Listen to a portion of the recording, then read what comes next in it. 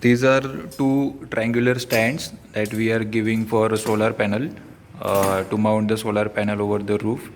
And here we'll see how to assemble the stand with the solar panel.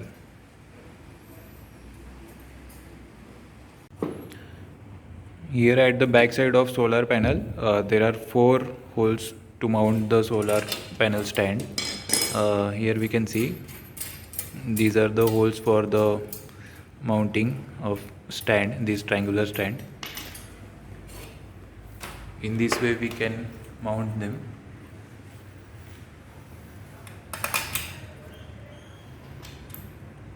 By using the nut bolts we can tight the stands in this way.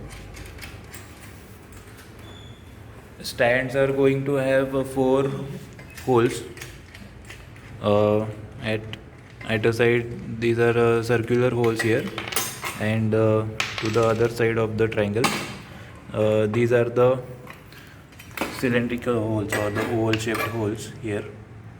And these sides, the oval shaped side should be attached to the solar panel, and the other holes here, the round holes, can be used to fix the solar panel over the roof.